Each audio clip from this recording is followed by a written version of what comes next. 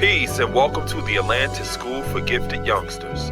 Thanks for watching and subscribing to our channel. So in considering our role as brain architects, just as adults, children are born from a physical womb into a social emotional womb, right? So education and building relationships or continuity of care, it's more about a social emotional transaction as opposed to taking data and giving it to a child and expecting them to regurgitate it and grading them on whether it's right or wrong. You know, real education is how you're actually involved in relating to a person, right? So when you think about coming from a physical womb, a child, once they're born, is born into another womb in society that is social emotional. In the same way that a woman plays the role of nurturing a child within her, we play the same role of nurturing our children within this womb of society. By the time a child is 6 years old, their brain is 95% developed. So a child goes through a process of rapid cognitive growth and development where their brain architecture is actually being constructed. If you look at the pictures that I have right here, one of the things that you see is the nervous system, and this other image that you see next to it is the circuitry of a cell phone. So the same way that the spinal column in the brain functions to receive and transmit signals, the technology of a cell phone was constructed based upon the same idea. At the top where you see the brain is the top of a cell phone where you actually see the SIM card, right? In the same way that this device or technology is used for communication, our central nervous system functions in the exact same way. In the same way that you have specific components that allows you to construct the architecture of that technology or that smartphone, a child, by the time they reach 6 years old, is going through the same construction process in terms of the components of their cognitive development. And that's one of the reasons why in that phase of their growth and development, it's called the formative years, because they're actually forming their consciousness and identity. Also, it is at this age or stage that they enter kindergarten. And that's exactly what it is. It's a garden. Because that's where certain ideas are starting to be planted and cultivated in terms of their economic as well as their academic outlook on life. It begins to set them on their trajectory.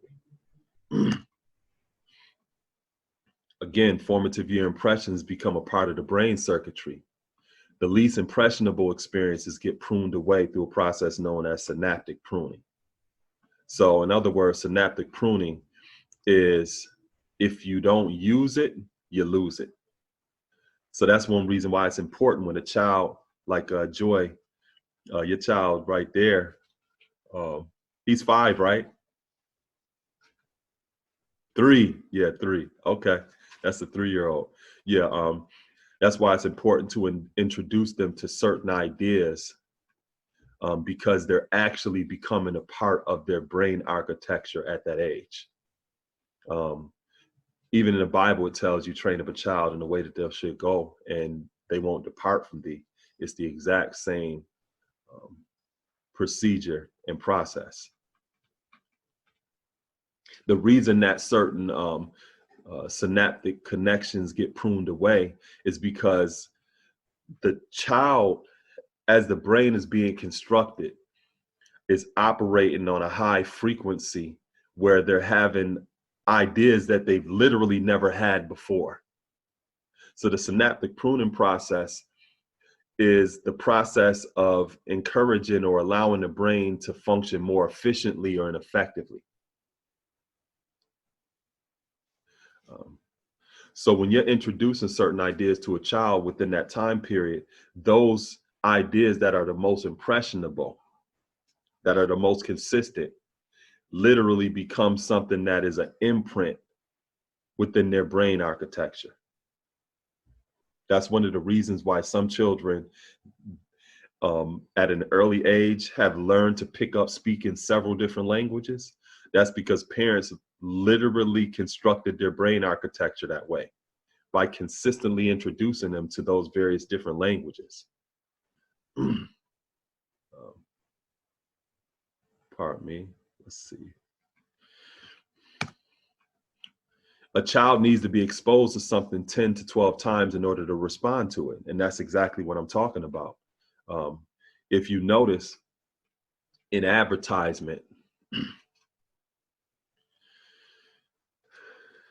or the way that certain cartoons are designed, they're designed in such a way to create that consistent impression on the mind of our children, because it is only through that the child eventually is constructing the brain architecture to respond to those different impressions, right? So in terms of us as adults, one of the things that we can do is utilize these sciences ourselves to do that consistently. So like I have three young queens, you know what I'm saying? Well, my elder ones, they're not really young no more, but as they were growing up, I utilized these type of techniques to consistently impress upon their minds their identity and introduce them to various different things to help shape their brain architecture. All children go through certain predictable developmental stages, and those developmental stages demand developmentally appropriate practices. So in this process of growth and development where the brain is being constructed, there also are certain predictable developmental stages that you can assess in terms of their growth and development. Children develop at a certain average level in terms of like their fine motor skills, their ability to pick up and handle things, you know, with their hands, you know, by certain stages of their growth and development based upon their brain architecture. You will be able to assess whether a child is at an average level of development, whether they need support in that level of development, or if they're beyond and above that level of development. For example, a lot of times you see some children, and when they're first born, they may not be able to look around and hold their heads up. Other children, they may be able to do that. My children, before they were a year old, they were walking. Some children, they don't start walking until after a year old. So you have different developmental stages, and by researching what those developmental stages are, it gives you a good assessment tool to find out what type of support that your children may need, which is in early childhood development called scaffolding. You know, you help scaffold their growth and development or support them in that way.